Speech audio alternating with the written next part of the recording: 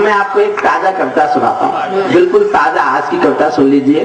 फिर मैंने मेरे एक अच्छी कविताओं में इन दिनों मैंने संविधान लिखी। मैंने 38 साल एक यूनिवर्सिटी में कानून पढ़ाया है, 38 साल में एक यूनिवर्सिटी का dean of the law faculty रहा हूँ और रिटायरमेंट अभी हुआ है मेरा। तो मैं एक कविता ऐसी भी सुनाना चाहता हूँ कि आपको लगे कि मैं सचमुच पढ़ा लिखा हूँ। लेकिन उससे पहले एक बिल्कुल ताजा कविता सुन लीजिए आज की। आपने अखबारों की जो आज हेडलाइन पढ़ी होगी वो आपने देखा होगा पाकिस्तान क्या कर रहा है। नहीं, आज तक एक ही बात मेरी समझ में नहीं आई कि ये मुल्क हमसे डरता क्यों नहीं है। मेरे इस बात तो मुझे आश्चर्य होता है। मैं 2 पंक्ति पढ़ता हूं और ये जानना चाहता हूं कि इस कविता को आप कितनी देर सुन सकते हैं और कितना हिस्सा सुनना चाहते हैं। अगर आप में से 10% लोगों ने ताली बजाई तो कविता का 10% सुनाऊंगा, 50% ने ताली बजाई तो 50% सुनाऊंगा, और अगर 100% लोगों की तालियां उठेंगी तो कविता को 100% सुनाऊंगा। पहली 2 लाइन पर तय करना है आपको। ये पाकिस्तानी गालों पर दिल्ली के चांटे होते, ये पाकिस्तानी गालों पर दिल्ली के चांटे होते, गर हमने 2 के बदले में 20 शीश काटे होते।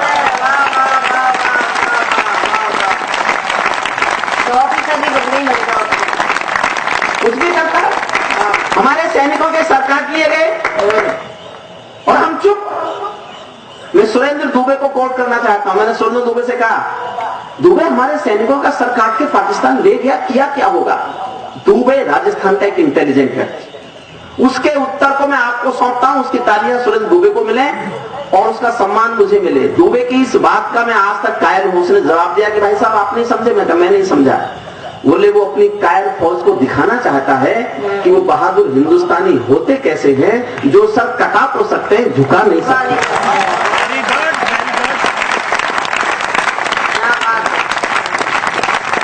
ये पाकिस्तानी गालों पर दिल्ली के चाटे होते। और इसलिए भी सुना रहा हूं इस कविता को, 8 मिनट और लेता हूं बस। एक तोता था किसी के पिंजरे में पालतू। उसके मालिक ने एक दिन ये कहा, मैं पड़ोस के गांव जा रहा हूं, तेरा शाम तक का खाना रख दिया है, खा लेना। तो पिंजरे के तोते ने कहा, मालिक उस गांव में तो मेरे गुरु रहते हैं, उनको मेरी राम राम बोलना। मालिक ने कहा बोल दूंगा। मालिक उस गांव में गया, उससे जाके पूछा, भाई मेरे पालतू तोता एक रहता है मेरे पिंजरे में, उसने कहा है कि उसका गुरु इस गांव में रहता है। तो एक बूढ़ा तोता आया, उसने कहा हाँ मैं उसका गुरु हूं। तो उसने कहा कि तुम्हें राम राम भेजी है तुम्हारे शिष्य ने, वो मेरे पिंजरे में रहता है, पालतू है मेरा। उस तोते ने राम राम सुनी और मर गया। मालिक लौट के आया, तोते ने पूछा मेरे मालिक मेरे गुरु मिले क्या? बोले यार क्या तेरे गुरु, मैंने तेरी राम राम दी और वो तो मर गए। इतना सुनते ही पिंजरे का तोता भी मर गया। जब मालिक ने पिंजरा खोला तो आत्मा कहती हुई चली गई कि मालिक तुम समझे नहीं, मेरे गुरु ने मुझे एक संदेश भेजा है कि जिसको आजाद होना है उसको मरना आना चाहिए।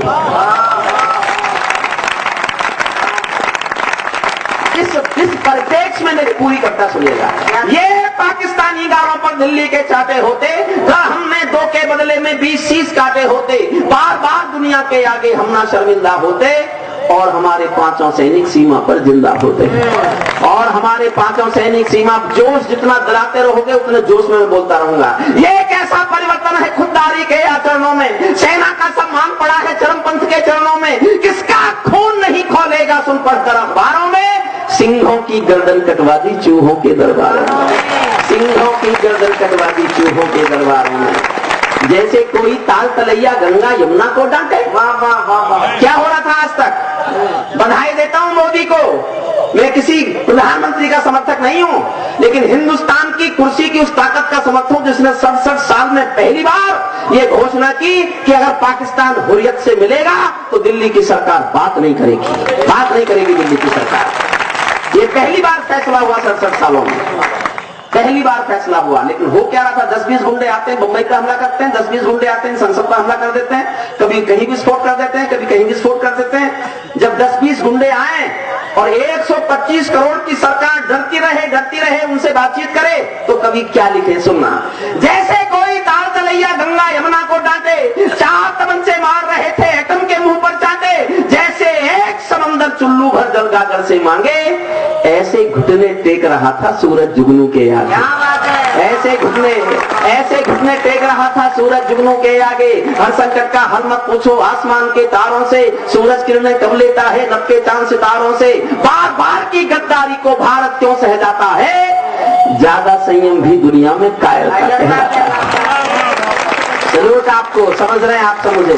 ज्यादा संयम भी दुनिया में कायरता कहलाता है। हमने 67 साल खो दिए श्वेत कपोत उड़ाने में, खूनी पंजों के गिद्धों को गायत्री समझाने में। भैंस के आगे बीन बजाना बहुत हो चुका, बंद करो। खुद को भिक्षु से कटवाना बहुत हो चुका, बंद करो।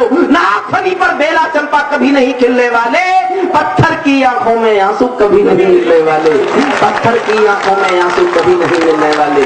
पंचाली के चीर हरण पर जो चुप पाए जाएंगे, इतिहासों के पन्नों में वो सब कायल कहलाएंगे। और 4 पंक्तियों पर जोश मांगता हूं साहब, मैं देखना चाहता हूं मैं जिस जोश में पढ़ रहा हूं जोश मुझ में ज्यादा है कि आप में ज्यादा है। बंदूकों की गोली का उत्तर सद्भाव नहीं होता, बार बार फायरिंग, बार बार युद्ध विराम का समझौते का उल्लंघन। तब पढ़ता हूं बंदूकों की गोली का उत्तर सद्भाव नहीं होता, हत्यारों के लिए हिंसा का प्रस्ताव नहीं होता, कोई विषधर कभी शांति के बीज नहीं बो सकता है, और भेड़िया शाकाहारी कभी नहीं हो सकता है, और भेड़िया शाकाहारी, और भेड़िया शाकाहारी कभी नहीं हो सकता है, और भेड़िया शाकाहारी कभी नहीं हो सकता है। जब सिंहासन का राजा ही कायर दिखने लगता है तो पूरा मौसम हत्यारा डायर दिखने लगता है। जब सिंहों की राजसभा में गीदड़ गाने लगते हैं तो हाथी के मुंह के गन्ने चूहे खाने लगते हैं। आखिर यूं डरते डरते दुनिया से क्या ले लोगे तुम? कोई कश्मीर मांगे क्या कश्मीर दे दोगे तुम? अभी बिलावल कह रहा है मुझे कश्मीर चाहिए।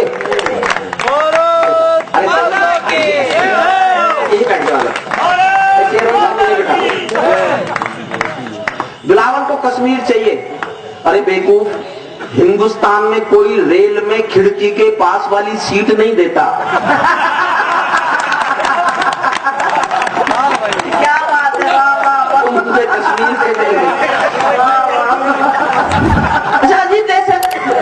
एक हैदराबाद का एमपी है, मैं 2 साल से सुन रहा हूँ, मेरे कान पक गए उसका भाषण सुन के, और पता नहीं दोस्तों को भी क्या जिद है कि रोज मेरे व्हाट्सएप पे भेजते हैं। सीखो अपने ही बुलंदों पर, इजराइल से जीना सीखो, इजराइल से जीना सीखो अपने ही बुलंदों पर।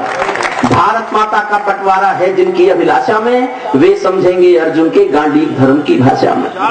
4 पंक्ति पढ़ता हूं मैं, 38 साल प्रोफेसर रहा, ये भाषा कभी नहीं बोला, लेकिन दुबे जी, संजय जी, राज बिहारी भाई, बादल, कीर्ति जी सबसे आज्ञा लेकर, सबसे अनुमति लेकर ये भाषा इसलिए बोल रहा हूं कि अगर आज मैं नहीं बोला तो शायद ये भाषा कोई नहीं बोलेगा। और आप सबका समर्थन मांगता हूं मैं। दिल्ली की सियासत को, दिल्ली की गद्दी को, दिल्ली की सरकार को, दिल्ली के प्रधान को मजबूर करना चाहता हूं कि इस बारे में सोचे जो मैं कहने जा रहा हूं। आपका समर्थन जितना जोश में मिलेगा, मैं उतना ही जोश से हिंदुस्तान की सियासत को मजबूर करूंगा। फूल अमन के कभी नहीं खिलते कायर पर पार्टी में, फूल अमन के कभी नहीं खिलते कायर पर पार्टी में। नेहरू जी के श्वेत कबूतर मरे पड़े हैं घाटी में। दिल्ली वालों, अपने मन को बुद्ध करो या कुद्ध करो, कश्मीर को दान करो या गद्दारों से युद्ध करो, कश्मीर को दान करो या गद्दारों से। रोज रोज मरने से अच्छा है हम एक बार मरना सीखें। कश्मीर को दान करो या गद्दारों से युद्ध करो। जेल भरे क्यों बैठे हैं हम आतंकखोर दरिंदों से, आजादी का दिल घायल है जिनके गोरख धंधों से। घाटी में आतंकवाद के कारक बने हुए हैं जो, बच्चों की मुस्कानों के संहारक बने हुए हैं जो, उन जहरीले नागों को भी दूध पिलाती है दिल्ली। मेहमानों जैसी बिरयानी चिकन खिलाती है दिल्ली, मेहमानों जैसी बिरयानी चिकन खिलाती है दिल्ली। जिनके कारण पूरी घाटी जली दुल्हन सी लगती है, जिनके कारण पूरी घाटी जली दुल्हन सी लगती है, पूनम वाली रात चांदनी चंद्र ग्रहण सी लगती है, जिनके कारण माँ की बिंदी दाग दिखाई देती है, वैष्णो देवी माँ के घर में आग दिखाई देती है। उनके पैरों बेड़ी जकड़े जाने में देरी क्यों है? उनके फन पर एड़ी रगड़े जाने में देरी क्यों है? उनके फन पर एड़ी रगड़े जाने में देरी क्यों है? धरती पर हत्यारी बंदूकों ने तर्पण नहीं किया, दुनिया में आतंकवाद ने कभी समर्पण नहीं किया। ये केवल कुचला जाता है, दूसरी राह नहीं होती, संकल्पों के गिरने को चक्की परवाह नहीं होती। भारत के सारे आतंकी 2 दिन में भग जाएंगे जिस दिन जेलों के आतंकी सूली पर टंग जाएंगे। जिस दिन जेलों के आतंकी सूली पर टंग जाएंगे, जिस दिन जेलों के आतंकी सूली पर टंग जाएंगे, कायरता की कूटनीति को बंद करो दिल्ली वालों, नेहरू वाली राजनीति को बंद करो दिल्ली वालों। चंद किराए के ये गुंडे और तमंचे पिंडी के सौदागर समझे बैठे हैं आतंकों की मंडी के। पहले इनको संविधान की परिभाषा में समझा दो, ना समझे तो इंदिरा गांधी की भाषा में समझा दो, ना समझे तो इंदिरा गांधी की भाषा में, ना समझे तो इंदिरा गांधी की भाषा में। सुनना साहब, सिंहासन के माने होते हैं सिंहों का आसन हो।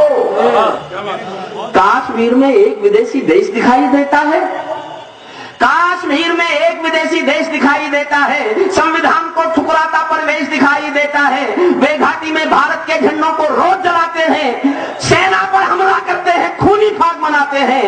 हम दिल्ली की खामोशी पर शर्मिंदा रह जाते हैं, भारत मुर्दाबाद बोलकर वे जिंदा रह जाते हैं।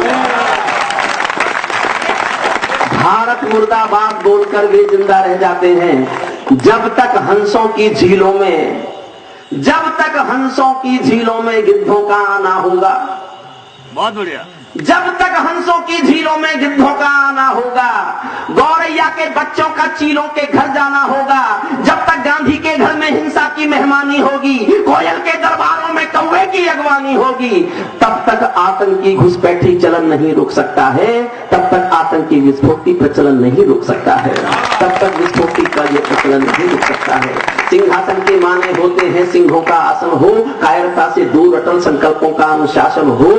राजमहल के आचरणों की गंध हवा में जाती है, बहुत सख्त भाषा बोल रहा हूं साहब, माफ करना मुझे, लेकिन समर्थन देना। राजमहल के आचरणों की गंध हवा में जाती है, राजा कायर हो तो दिल्ली सिंहों को धमकाती है, राजा कायर हो तो दिल्ली सिंहों को धमकाती है। भारत एक अखंड राष्ट्र है, सवा अरब का ताकत है, कोई हम पर आंख उठा ले किसकी भला हिमाकत है। धरती अंबर और समंदर को ये भाषा समझा दो, दुनिया के हर पंत सिकंदर को ये भाषा समझा दो। अब खंडित भारत माँ की तस्वीर नहीं होने वाली, कश्मीर किसी के अब्बा की जागीर नहीं होने वाली, कश्मीर किसी के अब्बा की जागीर नहीं होने वाली। बुद्धिजीवियों को ये भाषा बर्मा बांग्लादेश तलक सीमा पर बैठे रहते हैं और हमारे नेता चूड़ी पहले बैठे रहते हैं। भारत डरा डरा रहता है पाक चीन की बॉर्डर पर, सेना बांधे हाथ खड़ी रहती है किसके ऑर्डर पर। दुनिया को एहसास कराओ हम निर्णय ले सकते हैं, हम भी ईंटों का उत्तर पत्थर से दे सकते हैं। अब तो वक्त बदलना सीखो डरते डरते जीने का, दुनिया को एहसास कराओ 56 इंची सीने का, दुनिया को एहसास कराओ 56 इंची सीने का। आंख झुकाकर नहीं मिलेगी दिल्ली अबाकाओं से, आंख मिलाकर बात करेगी दुनिया के दादाओं से, आंख उठाकर वहां चढ़ाकर बोलो रावलपिंडी से। भारत के सैनिक के हर सर का उत्तर मांगो पिंडी से, हेमराज के कटे शीश का उत्तर मांगो पिंडी से। बुद्धिजीवियों को ये भाषा अखबारी लग सकती है। कुछ लोग सोचेंगे ये प्रोफेसर रहा यूनिवर्सिटी में ये भाषा बोलता है, वजह बता रहा हूं क्यों बोलता हूं। बुद्धिजीवियों को ये भाषा अखबारी लग सकती है, मेरी शैली काव्य शिल्प की हत्यारी लग सकती है, पर जब संसद गूंगी सिंहासन बहरा हो जाता है और कलम की आजादी पर भी पहरा हो जाता है, तो अंतर आ ही जाता है शब्दों की परिभाषा में। कभी को चिल्लाना पड़ता है अंगारों की भाषा में, कभी को चिल्लाना पड़ता है अंगारों की भाषा में। समापन करता हूं कविता का, इसीलिए मेरे चारण को कहने की मजबूरी है, जो कहना है वो विधा में कहना बहुत जरूरी है। बार बार के समझौतों का पाप नहीं चलने देंगे, अपनी आस्तीन के अंदर सांप नहीं पलने देंगे, हम दिल्ली को दादाओं का दाम नहीं सहने देंगे, शब्दकोश में क्षमादान ही शब्द नहीं रहने देंगे, और किसी के ऊपर अपने पाप नहीं टालेंगे हम। अब भारत पर उठने वाले हाथ काट डालेंगे हम, अब भारत पर उठने वाले हाथ काट डालेंगे। एक अच्छी सी कविता सुनाओ सर।